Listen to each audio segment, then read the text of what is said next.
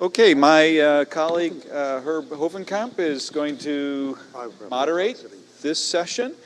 I'll pass over the wireless mic. Thank you very much.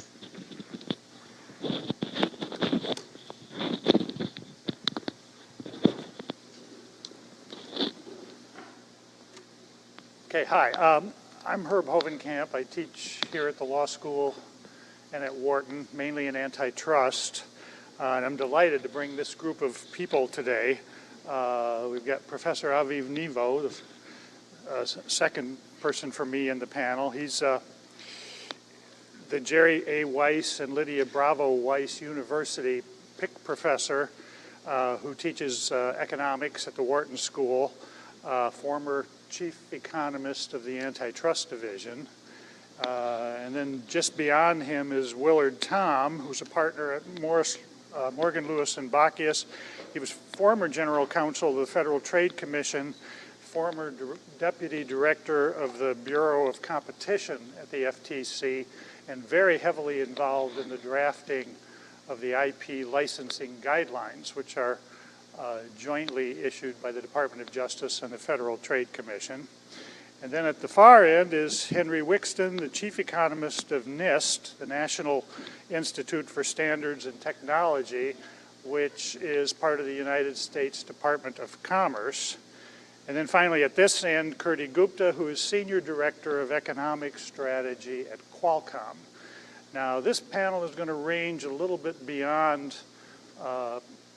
Motorola versus Microsoft, and talk about a number of things. Part of it is the future of standard setting. Part of it will be the role of government agencies in standards setting, speaking particularly of NIST and also the Antitrust Division of the Justice Department. We may get a little bit into antitrust, both the question of whether, and if so, which particular practices ought to be addressed under the antitrust laws. So with that, I'm going to turn it over to Aviv. Thank you.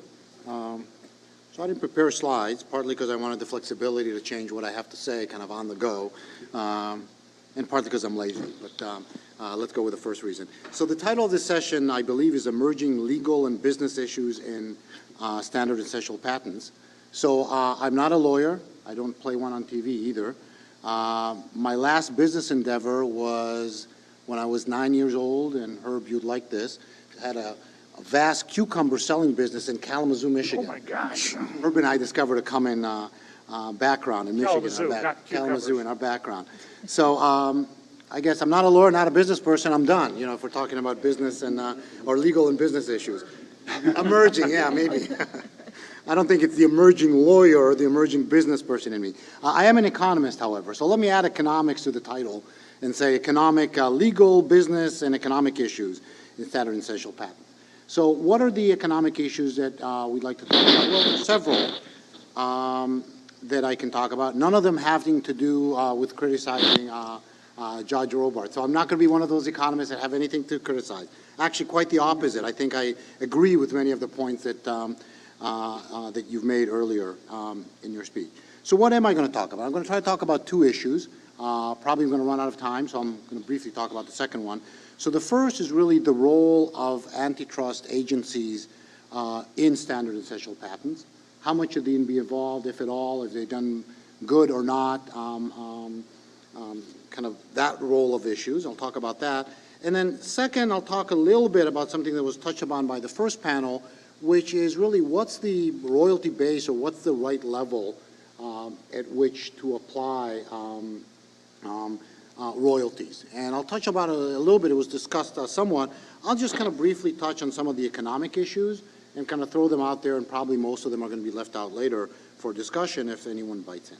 So let me start kind of about the role of government. So let me go back, I think, kind of to my undergraduate days, where I was actually taught that antitrust and intellectual property are kind of, they're in conflict, right? One is about granting monopoly rights, and the other is about protecting competition, so fighting against monopoly. And there's a certain sense in which this is right, but it's really in some sense too simplistic.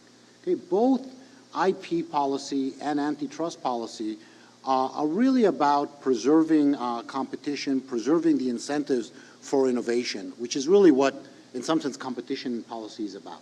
So they really, even though they might seem as to be going against each other, and sometimes they do, they really ultimately are about the same thing, which is really trying to assure competition, that the market works and generates benefits ultimately to consumers.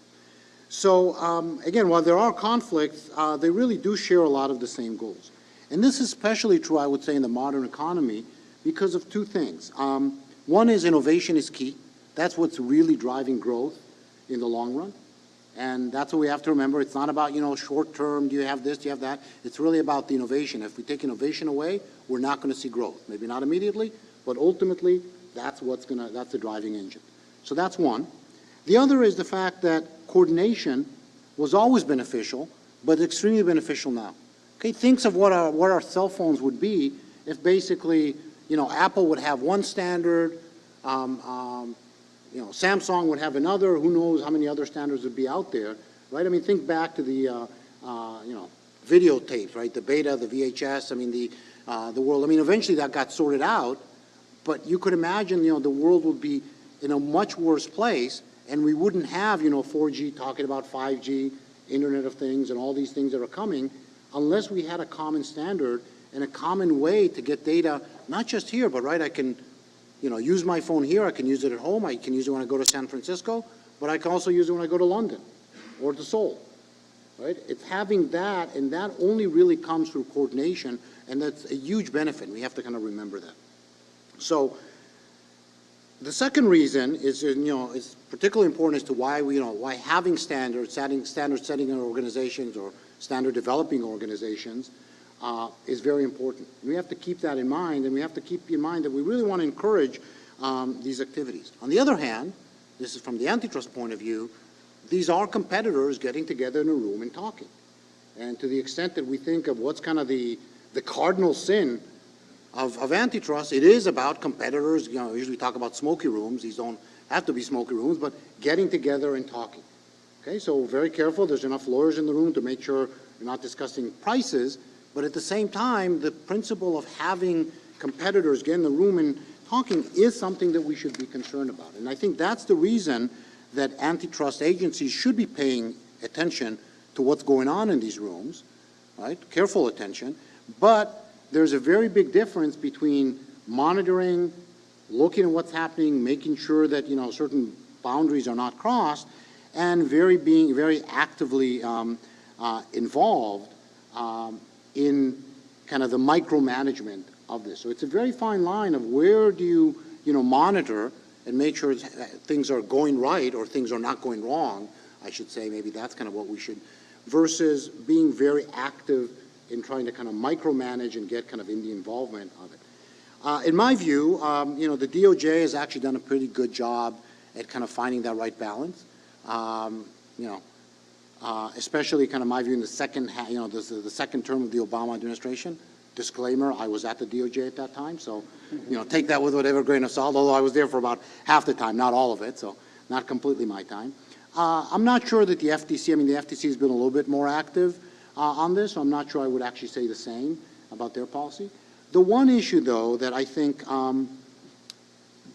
both agencies to some extent maybe have not taken the role of saying, there's one thing about what you do in the U.S., but there's also another issue as to what guidance you provide to the rest of the world, right? And I know we'll talk a little bit later about kind of the IP guidelines, but I think that is a role, especially for U.S. agencies, to take on and say it's not just, okay, learn what I think by what I'm doing or not doing, okay, but maybe you should actually take a more active role to think about international agencies and how they should be thinking about this. In particular, also when you think about what the right or wrong thing to do, it's very easy to think, or not, it's easier, even in a simple world where you kind of simplify worlds and you think of a given intellectual property regime, you can think of what to do.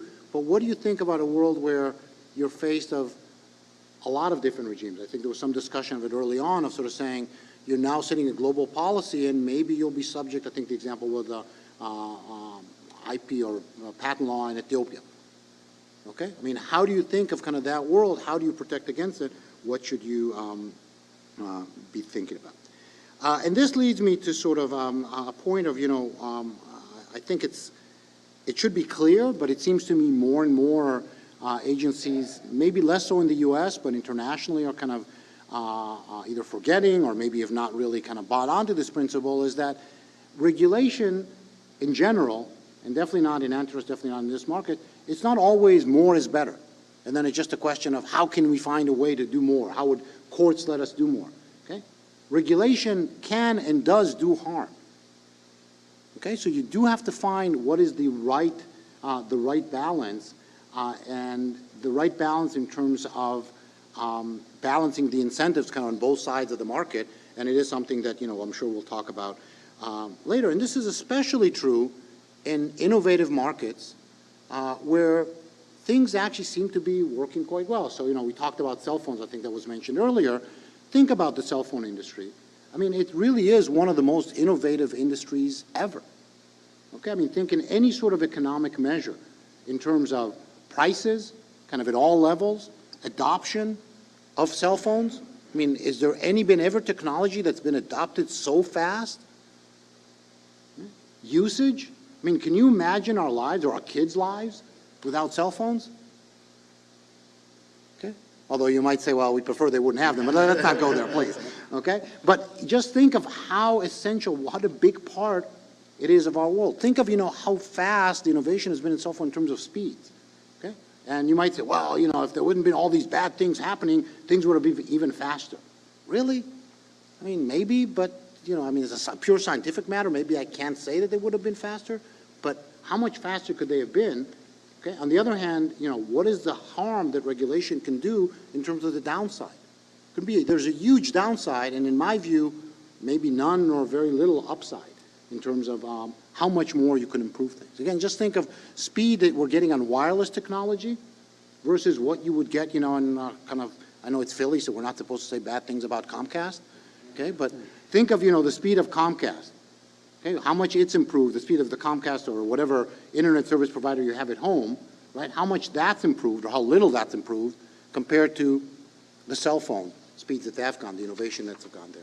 So the bottom line is here, I think, any intervention should be should be done with a lot of caution. There's a lot of downside, and I think, just to kind of paraphrase, if you want an old piece of advice, if it ain't broke, don't fix it. Maybe we should say, if it ain't broke, don't regulate it, and stay out and kind of more as a monitoring view rather than go in. So that's the first point about the role of government. I suspect, do I have any time left, or? Another minute? Another minute. So let me just quickly talk about, royalty base. I'm not going to go into the detail here. There's a very simple part that sort of says, why does it even matter?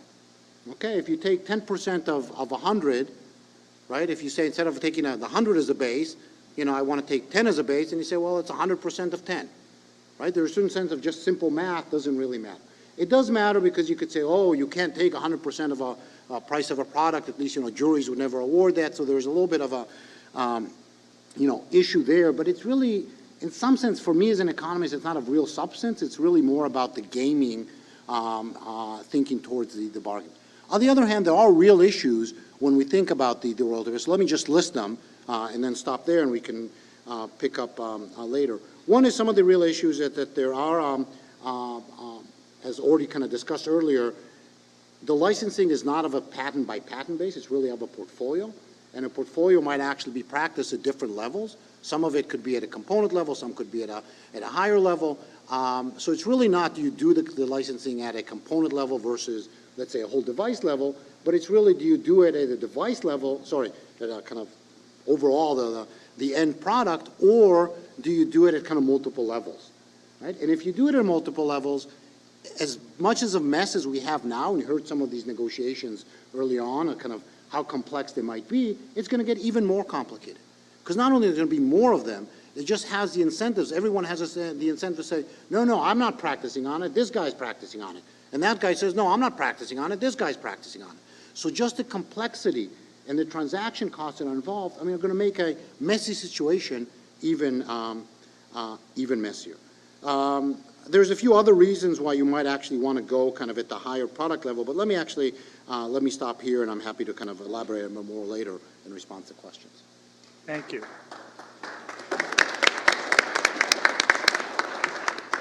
And now, Will, Tom, and you have some slides. I have some slides. I can do it from here if I just have a clicker. Who's next? Will. That's me, WKT.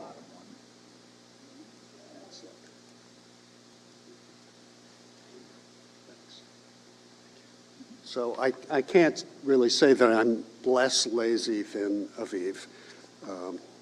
I prepared only 4 slides, and I did it because I knew that unless I sat down to prepare slides, I probably wouldn't prepare for this talk at all. But just to do a little bit of level setting, can I have a show of hands of how many people are familiar with the DOJ FTC antitrust guidelines for intellectual property? Okay, maybe about half. So before I leap right into the guidelines, let me give you a little bit of background on the guidelines. The guidelines were originally issued in 1995 jointly by the Department of Justice and the Federal Trade Commission. I was at DOJ at the time, and DOJ was really taking the lead in that effort, and so I was pretty deeply involved. And it was largely in reaction to this very intuitive concept that Judge Robart enunciated in his keynote, that antitrust and intellectual property are diametrically opposed to each other in some way. And Aviv has touched on that. The guidelines was kind of built around the concept that they have the common end of promoting innovation, and they quoted a line from the Federal Circuit's opinion in Atari that said exactly that. Nobody says that U.S. courts even, despite the creation of the Federal Circuit to try to unify the law in the patent area, nobody said that they actually have to be consistent. So you can now find many, many Federal Circuit cases since then that go back to saying these two bodies of law are in opposition and so on. But the heart of the guidelines was to kind of look behind this notion and say, okay, if you think of intellectual property not as monopoly, but rather as property, what are the implications, okay? So the guidelines set out 3 basic principles, based around that notion of patents as property rather than patents as monopoly. And the guidelines lasted from 1995 until, to borrow again from Judge Robart, the anthropomorphic notion of concepts as children. 21 years later, it reached the age of maturity, and the Justice Department thought that maybe it would be a good idea to see if they needed some tweaking, and indeed they did tweak them. And so the portion of the guidelines I'll be quoting from will be the 2017 version, which actually substantively didn't change that much. Yeah, I mean, it changed things like patent grants being 20 years from filing rather than 17 years from grant. A lot of it was technical corrections. In particular, what it didn't change was it didn't address directly standard essential patents at all. And the agencies came under some pretty heavy criticism for not taking on that issue. And so I thought it might be fun, if you'll bear with me on a bit of a speculative journey, to talk about if the IP guidelines had taken on the issue of SEPs, what would they have said? What should they have said, okay? And for that purpose, I think the starting point is Section 3.1 of the guidelines, which is titled Nature of the Concerns. And what that paragraph of the guidelines says, in relevant part, is antitrust concerns may arise when a licensing arrangement harms competition among entities that would have been actual or potential competitors in a relevant market in the absence of the license, paren, entities in a horizontal relationship, close paren, okay? So there are actually quite a number of concepts packed into that one little sentence. There is harms competition. There's actual or potential competitors, and there's in a relevant market. Okay? And the guidelines lump the last two together for the purpose of defining a horizontal relationship. For this afternoon's purposes, I'm going to group them somewhat differently and talk first about who would have been actual or potential competitors, and then I will talk about harming competition in a relevant market, okay? So hoping that I know which button to push. Who is in a horizontal relationship? Well, you know, think of your typical standards development organization. They've got implementers and they've got technology contributors, and some of the participants do both, and they wear two hats, if you will. Yeah, just as an aside, in general, the number of implementers greatly exceed the number of significant technology contributors. So which of these folks are in a horizontal relationship? Well, implementers, you know, pretty typically, you're going to have a lot of people using the standardized technology to create products that are going to be in competition with each other downstream in what the guidelines call goods markets. Okay? And many of them will be selling products that are substitutable for each other, and by definition, or by the guidelines definition, they will be competitors. Technology contributors, well, maybe. You know, this one's a little more complicated because the guidelines define competitor on the basis of, you know, as it says, whether there would have been actual or potential competitors in a relevant market in the absence of a license. Okay. Not all technology contributions do the same thing, right? Not all contributors in the standard development organization are contributing different designs for an electrical outlet, where they all look pretty substitutable for each other. Right? And indeed, you know, if you looked at it at the back end of the process and just said, yeah, okay, what's the competitive relationship of the technology contributions that end up in the final standard, none of them are competitors, right? I mean, by definition, they are complements. You know, if they were substitutes, they wouldn't be essential. And since they are essential, they're not substitutes. So they're not competitors, you know, which is, you know, might lead you to wonder why, when we talk about antitrust problems in standard setting organizations, we always seem to be talking only about antitrust problems relating to the technology contributors. You know, a bit of a puzzle. Now, if you back up a step and say, okay, well, who's got what when the standard is being set? There are going to be different technical solutions to the same engineering problem that are potential competitors, and there are issues that are going to flow from that. Okay.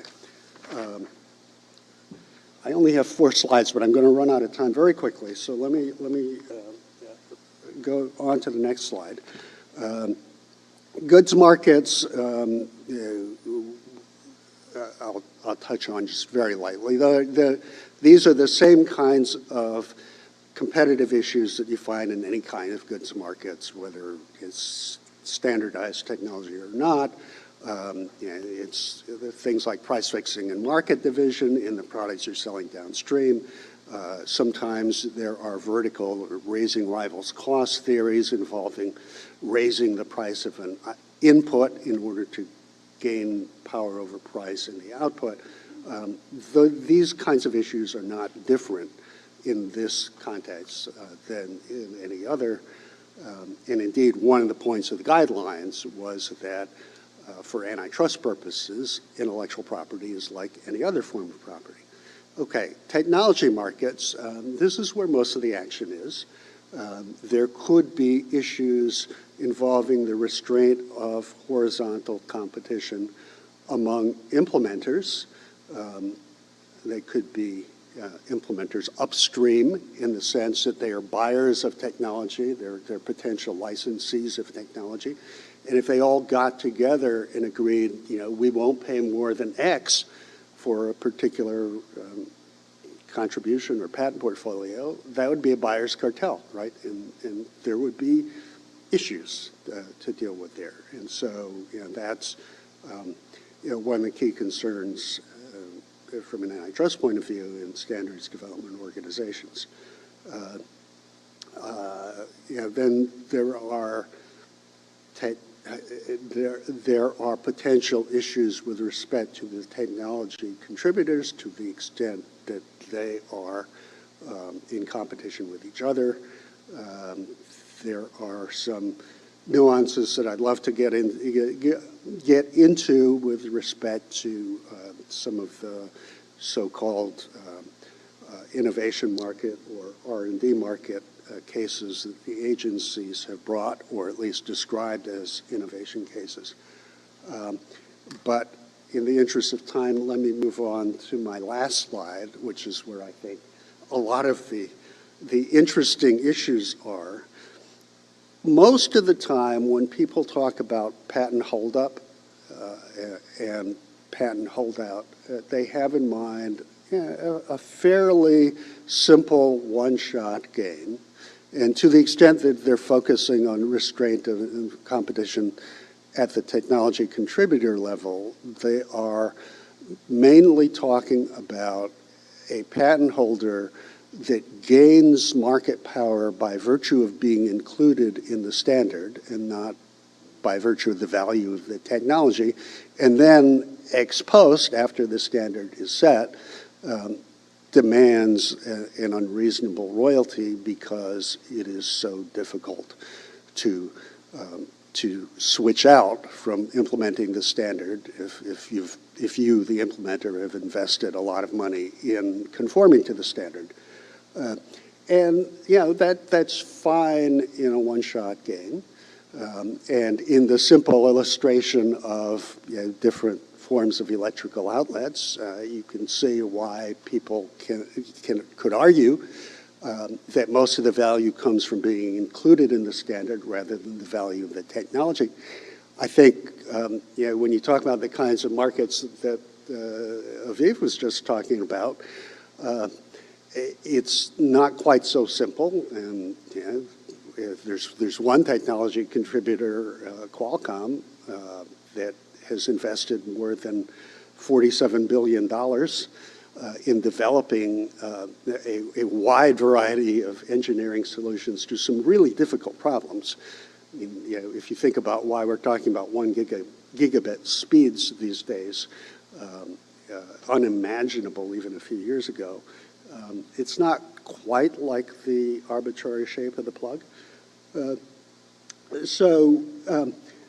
But getting back to the repeat game scenario, how does this work exactly when you have round after round of standard setting and the licensing terms don't change from one round to another? I mean, in some sense, that is, by definition, ex ante licensing, right? I mean, because if you know that the technology contributor is going to behave unreasonably once a standard is set, then you don't include its technology in the next round. So it's very easy to see how technology contributors can be punished in a repeat game. It's a little more complicated with respect to how ill-behaving implementers can be punished through the operation of the standards development organization itself privately, as opposed to legal remedies. If we had time, or maybe in the Q&A period, we can get into some of those nuances.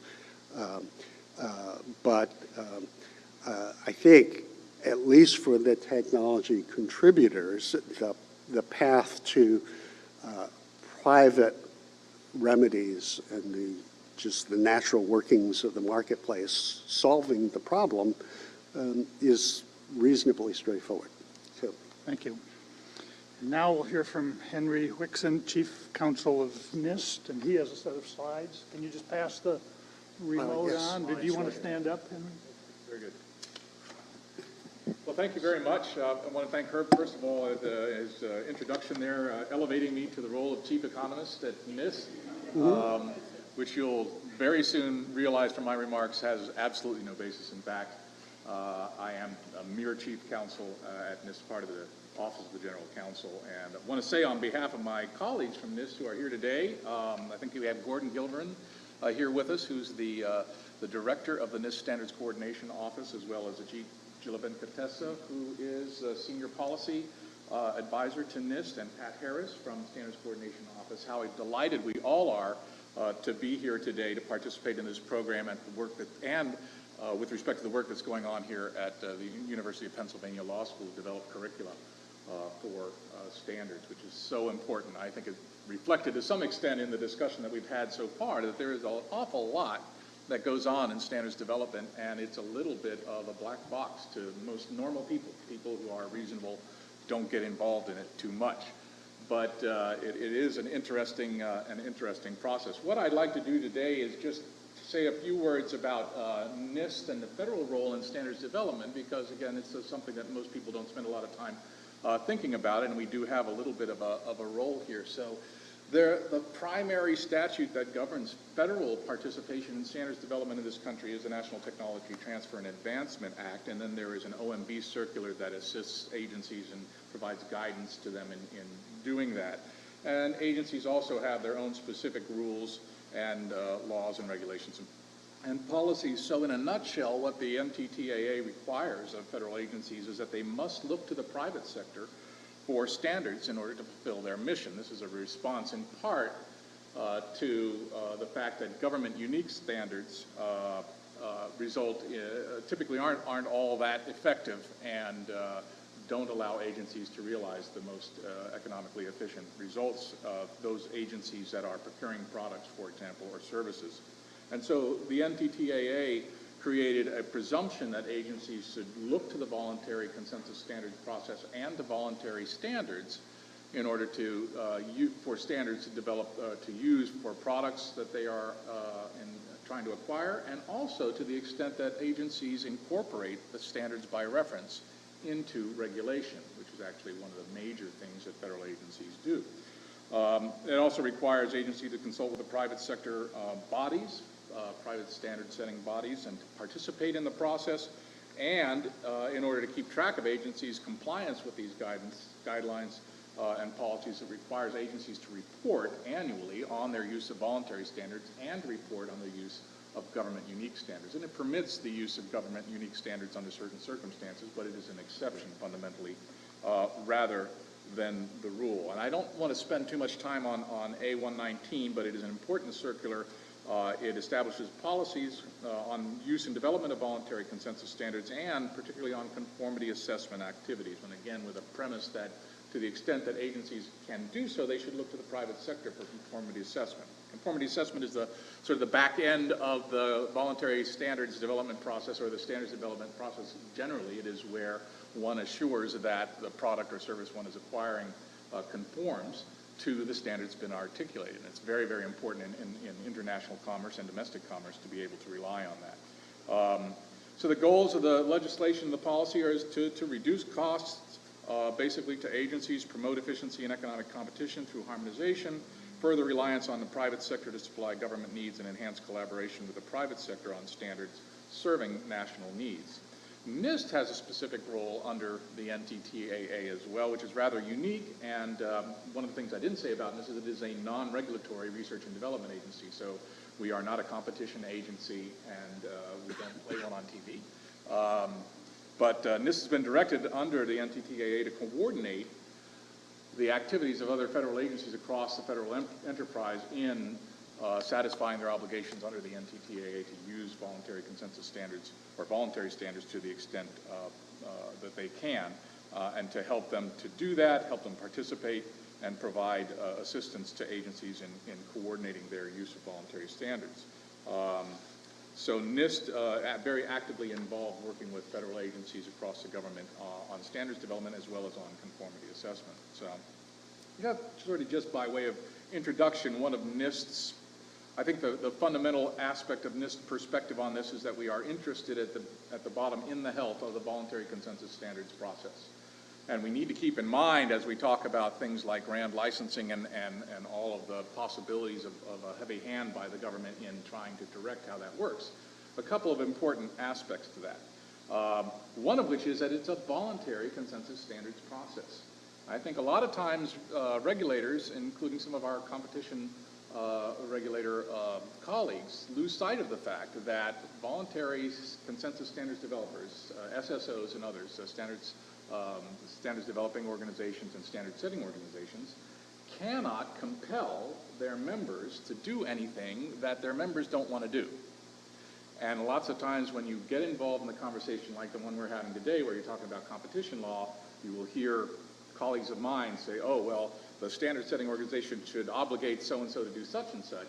If it gets too onerous, members can walk, and we have seen that recently, that they can do that. And so that's an important thing to keep in mind when we talk about imposing obligations on standard setting organizations, that they are at the bottom not able to actually force anyone to do anything. It's a voluntary system, and folks can choose to go to other models. The other point I want to make in particular is that we are today talking, as almost invariably we do, about the telecom industry, right? Why are we talking about them? Aviv mentioned why. It's real important to all of us to have a smartphone, and there's a hell of a lot of money at stake. The point I want to make on behalf of NIST, and I also want to say that I'm not speaking for NIST or the government, just speaking up here as myself, is that there's a huge universe of standard setting that goes on in this country and around the world that has nothing to do with telecom, and that in fact, despite the amount of money that is involved, telecom standards are a relatively small fraction of the standard setting that goes on day to day in this nation, and fundamentally without controversy. The system overall works very well. And so we must keep in mind as we talk about trying to impose on standard setting organizations obligations to do it this way or that way or the other way, the fact that there may be unintended consequences on the vast majority of the standard setting work that goes on in this country that we're just not thinking about, and it's not part of the conversation. And so, you know, one of the points that I guess I'll go on to the last slide. One of the other aspects that actually I think of as one of the strengths of the voluntary consensus standard setting here is that in response to some of the suggestions that have been made by some of our competition law agencies, SSOs have reacted to that. You know, what are they supposed to do?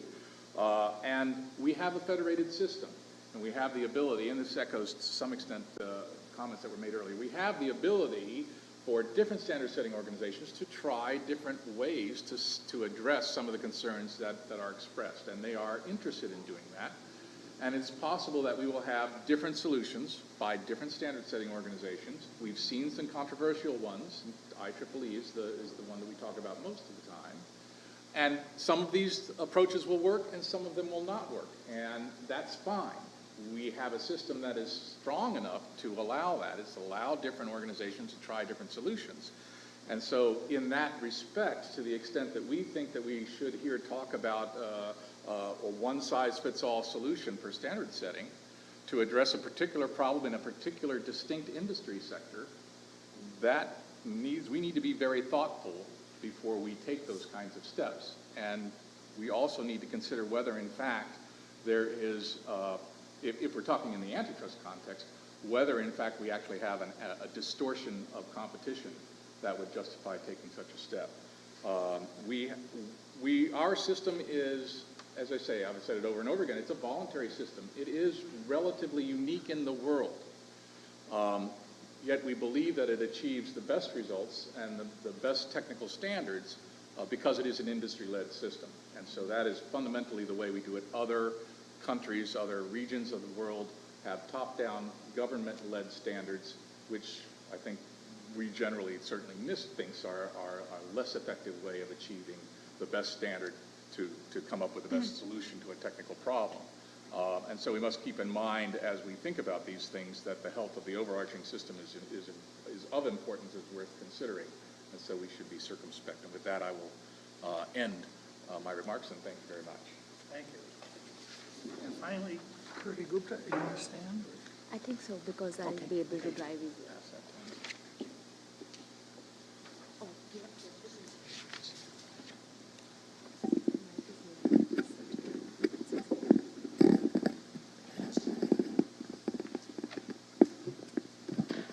Thanks to all the organizers. This has been a real pleasure to listen to everybody today. And I thought, what can I add to this, excellent panel of very well-known lawyers and economists? I'm an economist myself, but before that, I was born and raised in the telecom industry as an engineer, as a wireless systems R&D engineer. So I thought I can speak a little bit about the wireless cellular industry. And especially because, as we've heard from Henry and we've heard from our friend from Microsoft in the earlier panel, there are a lot of standards that are about interoperability, where common language is key. I think we heard the example of a two-prong versus a three-prong plug. Heck, there are standards also for pencils. I didn't know that until recently. So there are thousands of standards. But I think the dimension that I'm most familiar with is really a different dimension on the one hand, the standard setting organizations where it's mostly about interoperability. On the other hand, what I'm familiar with is standards development organizations where it's less about the interoperability and common language, although that's key. It's really about setting new technologies, creating new solutions for problems that are fundamentally brand new, for which solutions don't exist. So that's what I'm most familiar with, and that tends to be usually the focus.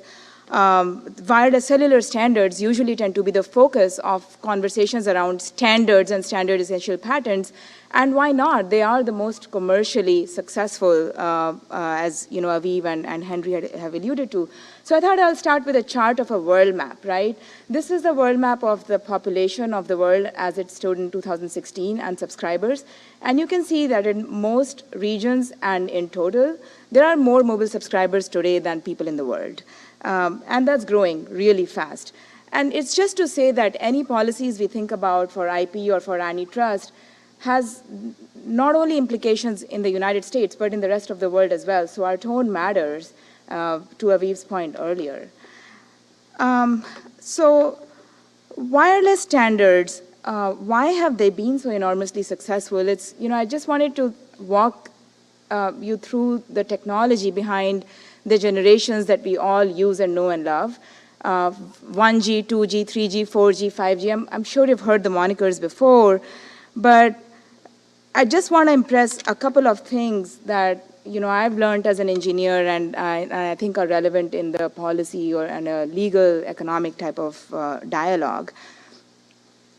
Wireless cellular communications, or these wireless technologies that are at the center of the standards dialogue, are about solving a really fundamental technical problem. And it's this: there is only this much finite amount of a very, very expensive and scarce resource in the world called radio frequency spectrum. And it's about how much and how fast and how reliably you can transmit information over this extremely expensive and scarce resource. That was the Shannon's capacity limit theorem set by Shannon, the father of digital communications, in 1948, and that's what engineers have been trying to solve in all of these generations, which have excruciatingly developed a decade at a time, incrementally, one on top of another. You might remember that time when you were using your brick phone or your phone in your car that was 1G, analog communications, not digital, and then 2G made voice and texting commoditized, remember that? And from 3G, we all started using our emails and we started browsing the internet because data speeds were becoming faster. And with 4G, video streaming is everybody's new toy, right? And 5G is not even about connecting people anymore, it's about connecting things with each other. So every generation, the two things I wanted to underline are, every generation took at least a decade of R&D before it became potentially commercialized or potentially successful. And Albert gave us a perfect example of that earlier in the day. We've all used 4G, we've all heard of LTE, but few people have heard of WiMAX, 4G standard that wasn't that successful, and fewer still of UMB. So this is a risky endeavor. And the second thing is that this is an incremental process. Reputation, repeat play, these types of things matter. And just one more thing I wanted to add here is that the importance of doing this risky R&D well in advance also tells us how important balancing the incentives are between different types of implementers and inventors. And why does it matter to us now? Because obviously when we are working as an industry on 5G, we have to recognize that this is, and continues to be an R&D heavy industry. So I thought I'll pull some numbers out for you because, they tell the real story. And if we look across industries, mobile tends to be the second most R&D intensive industry across the ones that are familiar to us, biotech, pharma, for example. And not only that, there are few companies that serve as the R&D arm of this industry. So this is an example of the wireless industry's distribution chain that on the one hand shows those types of companies that are innovating in the technology space. On the middle are the product-centric companies that are manufacturers, and on the right-hand side are network operators that are the service providers. And you see that everybody, invests in R&D and capital expenditures, but because one part of the industry tends to be more capital R&D intensive, it enables others to invest in other things, like being more capital intensive. And I studied the data for companies that came to 3G and 4G and are coming now to 5G standards and are participating in the creation of those standards. We have around 500 or 600 companies at any given time participating in the creation of these standards. And the data shows you that the distribution of contributions is extremely skewed, right? 9 top firms out of these 500 are responsible for around 60% of the technical contributions, the small, little technology solutions that add to the larger whole for creating these standards. And around 20 are responsible for 80% of these contributions. This is just to explain and demonstrate why these debates sometimes tend to be really polarized because the nature of the industry is extremely R&D intensive, and few companies have to serve as an R&D arm of the industry because it's upfront 10, 15 years in advance, risky R&D, and the whole ecosystem has to build on top of it. Just because we've talked about the licensing related issues, and I know we are going to continue, one more thing about these technologies, I've been in the trenches in the standards bodies. The technologies tend to be, because this is about optimizing the use of that really expensive and really fundamentally limited resource, they tend to be system-level technologies. My phone can't talk to the network just by some component or a chip in the phone. It has to process that signal. It has to send the signal across to a base station. The base stations have to talk to each other, or the antennae. They have to talk to the servers have to talk to each other. They traverse the entire system. And let me give you just one example. So one of the main new technologies in 4G was MIMO, different antennae, multiple input, multiple output, different antennae packed on a cell phone altogether. That itself is a miracle of a problem because they all tend to, when they send signals to each other, they tend to interfere with each other. So how do you pack a lot of antennae together to be able to form a beam and send it across to the base station? you see, if you even open patents and read their claims, they are claims that read on different parts of the system. How does the phone do it, and how does the base station do it, the antenna do it, and how does the server handle these signals? And therefore, the industry, because of this problem, by the way, one paper that studied a sample of a large representative SEP portfolio from Ericsson, Jonathan Putnam and Tim Williams, showed that around 80% of the patents read on different parts of the system, different parts of the network. But to that point, that's why the industry sort of reached this equilibrium of licensing large portfolios of these patents at one single point in the value chain, because if we were to go down the path of licensing, breaking down the portfolio, we would be licensing at different levels in the value chain, multi-level licensing, which will usually increase the transaction costs for the industry. And, going back to why does any of this matter, I think Henry alluded to it really well, that if the policies in place aren't policies that are balanced for all sorts of incentives, for all sorts of business models, we are going to see shift from the standards, collaborative standards type development of new technologies to different types of business models like proprietary or de facto standards. And for what's at stake, it's something really important. It's 5G, the next frontier of mobile technology, which requires completely new solutions that we haven't really addressed in 1G to 4G yet. And I just give some examples here, but you can all imagine what they are. Automotives to smart homes to smart cities. They tend to be requirements that are very different from each other.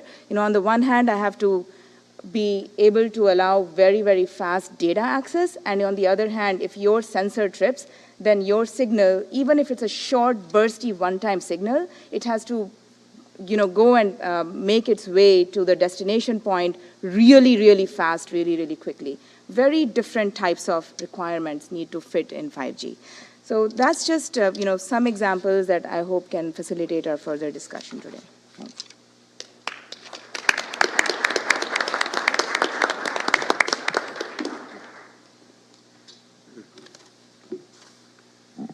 Okay, that was great. We've got about 20 minutes left. I'm inclined to open it to questions unless a panelist has a comment to add, response to anyone? Nothing? Good. Okay, any questions? Yes, Mike. A lot of focus the last few years on standard essential patents, on antitrust law. From your perspective, has the operation of standards organizations changed as a result of this focus? Anybody? I can give one example from the IEEE standards. I think we heard that there was a recent policy change in 2015, and now we are sitting 3 years, after that policy change in IEEE SA, and it was a controversial change. And the one thing we have seen from the data is there was, the patent owners give assurances in IEEE called the letter of assurances to declare that they will be licensing under, the FRAND commitments of the IPR policy. There's been a significant uncertainty that has been raised in IEEE since that policy change. In fact, most of the letter of assurances that have been submitted since that policy change have been negative letter of assurances.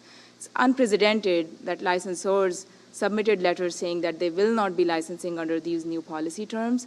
And since, actually, 86% of the LOAs received since that policy change have been negative once you repeat and duplicates. And there are 2 standards that have already been approved by IEEE under this mixed bag of LOAs. So it's not clear what's going to happen, and it provides a lot of uncertainty in the system. I could just sort of add to that. In some respects, what we've seen over the last 5 to 6 years is we've seen standard-setting organizations react to some of the pronouncements that have come down from some of the competition agencies, both here and in Europe. And one of the things that has done as standard-setting organizations have tried to address some of the concerns that have been expressed, they are implementing changes, and IEEE is an example of it, where the consequence of that is that it affects licensing negotiations between, later on, when someone has made a letter of assurance and is then in the process of licensing. Some of these changes affect business models, right? So you have different, and we've heard some of that earlier in the day. You have different companies involved. They have different business models that drive their approach to the entire process. And as we try to define the rules for standard setting organizations in one particular way, and it doesn't really matter which way, we affect the business models of organizations which heretofore have been able to work it out amongst themselves. And so that's something we need to be cognizant of as we do that, and we need to be cognizant of it in both directions, right? So we had this hold-up discussion, and people asked, some people said, well, what is the hold-up problem? Is it really there? Is there actually evidence for it? And now we are hearing suggestions that we're going to focus now on hold-out, right? Which maybe that's good, maybe it's not, but if we start making those, standard setting organization is going to be then in another 2-3 years reacting to that, and we're going to whipsaw them back and forth between trying to accommodate what at its base is one business model versus another business model, and is that what we should be doing as regulators? Where there's, in the absence of a failure, in the absence of predatory behavior, what define predatory behavior. I'm not sure that moderator is allowed to answer a question, but I think I'm going to take a shot at it anyway. To me, it's been quite remarkable how little antitrust, that is actual antitrust litigation, how small a role it has had to play in this process. Everybody mentions price fixing. Of course, if we ever found it here, that would be a problem. Unilateral pricing is not, under U.S. law, really an antitrust issue. The firm acting unilaterally can set the price it wants. Unilateral refusals to deal, refusals to license are not an antitrust issue. In fact, 271 of the Patent Act expressly permits firms to refuse to license. So if that's got to be addressed, it's got to be addressed through the basically contract or quasi-contractual system that the standard setting process contemplates, with perhaps some additional doctrine like equitable estoppel or something like that. The one place I can see for some antitrust liability, and Kirti might want to object because it involves Qualcomm, and that is there are some allegations in recent litigation involving Qualcomm about tying and exclusive dealing with respect to standard essential patents. That is to say, a firm refuses to license a standard essential patent unless the licensee agrees to purchase a product from that firm, or unless the licensee agrees to deal in that company's firms exclusively. And those fall within the traditional concern of antitrust law. I'm not saying they're illegal or they're illegal. They are market power offenses. Market power would need to be established, and there's currently a division among a couple of European courts about whether the fact of standard essentiality is enough to establish market power. I don't want to resolve any of those issues, but just to note that there is a small amount of room for antitrust, but it's, I think, going to be limited to a small number of practices that fall within the general traditional set of antitrust rules that we already have. Good, good, okay. Anyone else? Yes.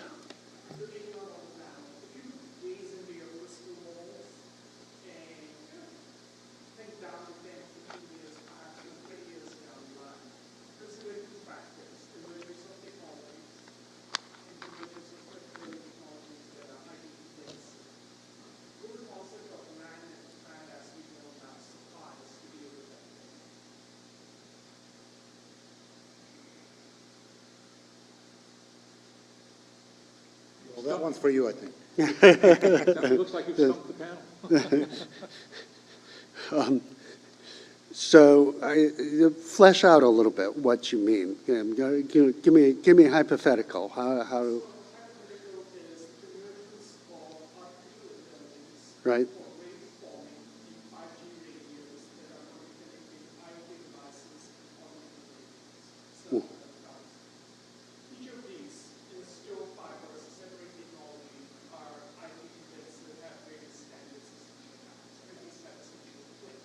Mm-hmm. So as the parent model, as we're thinking about whether we're going to how we utilize the licenses, start with ADA, because of the ticket patterns that we will. We start running this issue of what will the price of the product be? This will be the price of the licensing cost of all the licenses. What will that do in terms of technology? The technology that are on the side, what will actually governments decide to spend much of our money and bring that back to the technology here to establish essential patents. Mm-hmm. And also in general, when people say this is getting way too complicated for a user to get along to be able to have access to this technology because this technology is moving so fast. So I guess my reaction to that is you're really not talking about fundamentally different problems from what the cellular communications industry, for example, has already faced. And as Aviv said, they've done remarkably, incredibly well in surmounting those problems. So if you look at the slide that Kirti put up, there's probably never been an industry in history that has innovated as fast and has progressed as quickly under a model where the problems that you're describing of potential royalty stacking and so on are largely dealt with by the fact that these are repeat games, and these are people who will have to deal with each other in round after round of standard setting. And if a technology contributor misbehaves, it will eventually get punished. The worry that I have, that I think is also implicit in your question, is what happens if the government regulators get it wrong, as Aviv hypothesized, and as Henry said, people, as a result, start walking away because you can't get an adequate return on the amount of innovation that Kirti described by participating in a standard-setting organization, right? Because there are lots of different kinds of innovation. There are companies, and I mean, I hate to keep mentioning Qualcomm, but there are companies like Qualcomm that are really, really good at system-wide innovations that they do very little implementation, right? They make most of their money by licensing system-wide innovations that are used by network operators, by cell phone manufacturers, by manufacturers of components that go into those cell phones, right? If you can't get an adequate return through licensing, and this is one of the points that the IP guidelines made, right? Why is licensing pro-competitive? Because it enables complementers to work together. If you can't do that and get a full return on your R&D, you're going to invest in R&D that is less socially valuable, but that you can appropriate more of, right? So if you can appropriate more of a flashy appearance for your product that you are selling than you can by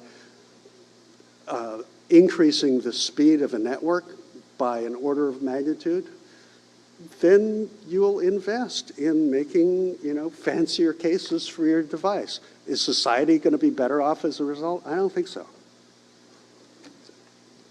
Let me just jump in, I think one thing, if you go back to go to old classical economics, I mean, there's very hard problems of just setting, if you think of how do we set all the prices in the economy, basically, it's a very hard problem if you actually sat down and said, I want to solve it as a social planner. And you could take very smart people with a lot of computing power They won't be able to actually do that. And unlimited data even won't be able to do that. But somehow the market figures that out. Okay? I mean, does it figure out perfectly? Probably not. But for the most part, the market works. And I think that should be the premise.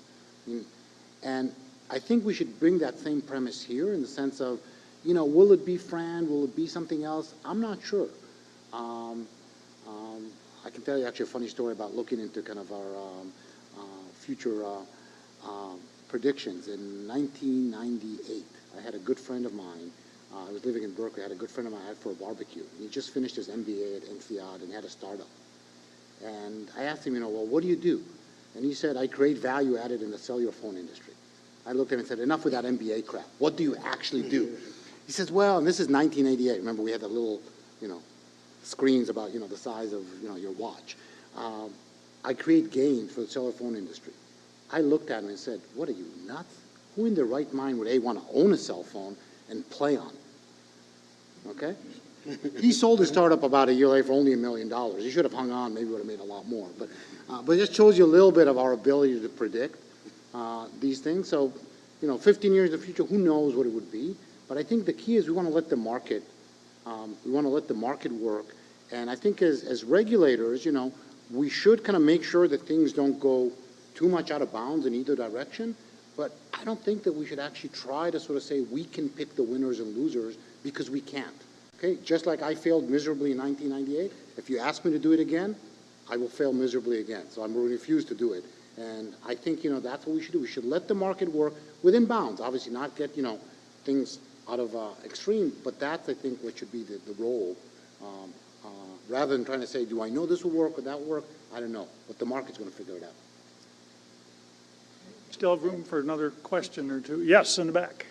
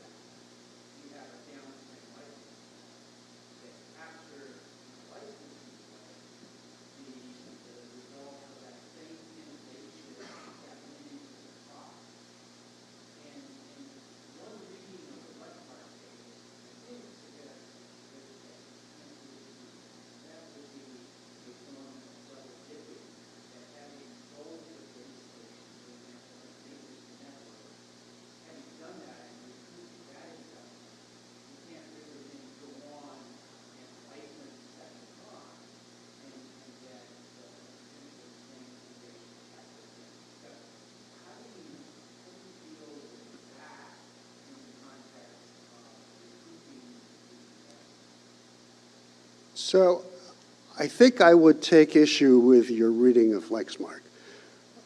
Lexmark, it seemed to me, was based on the notion of not wanting these hidden property rights to go riding along in the stream of commerce and springing out and catching unsuspecting downstream users, right? And so, you know, the analogy that the court used was, you know, you go into an auto repair shop and you know, the repair part goes into your car. You should not have to you know, worry about whether there are intellectual property rights in there for which, you know, you might be sued. But I think the court was very clear that for the parties that are directly in privity, you can enforce the license as a contract right. And it did not try to limit how you can enforce that contract right. It said you've got no patent right once you sell the product. But if your contract with the initial licensee is that you're going to pay me X% of the price of the product that uses this component, there's nothing in that opinion, I think, that stops you from doing that. So I think you need to separate the notion of how you calculate a royalty base or the compensation between the intellectual property owner and the licensee from whether the patent is exhausted by the sale. And just to add one more hypothetical. I love hypotheticals because it just, examples make things clearer for me. So, suppose you've got an innovation that makes a cellular system work 10 times as fast. And you can see, the cell phone before that innovation sold for $200, and the cell phone, in the new system after the innovation, sells for $800, right? Suppose, and this doesn't happen to be, as Kirti showed, that's not actually how the patent rights work, but suppose that the patent can be entirely practiced in the component that goes into the phone. And the component is, if you're not paying royalties to the patent owner on the component, you can sell this component for 10 cents. Should 10 cents be the cap on the technological innovation that contributes $600 worth of value, social value to the world? I don't think so.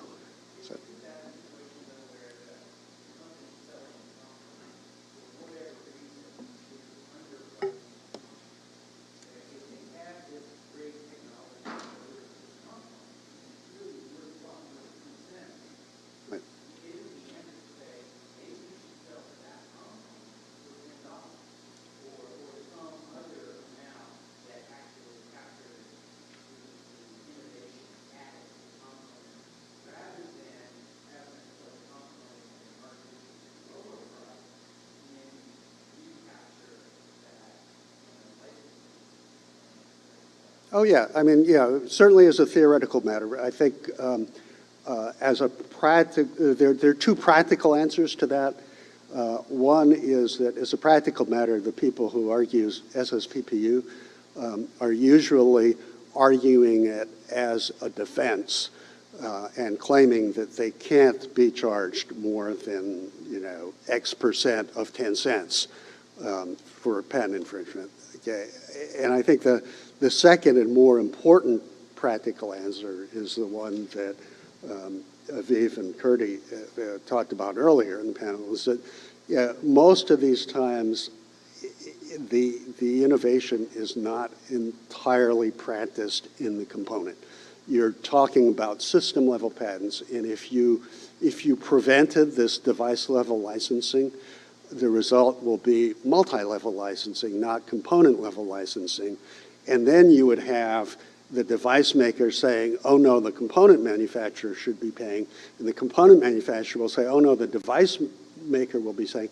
And all of, not all, a huge proportion of the social value of this innovation will be sucked up by all the transaction costs and rent seeking and so on. So it's not a very practical solution given what most technological innovations are like.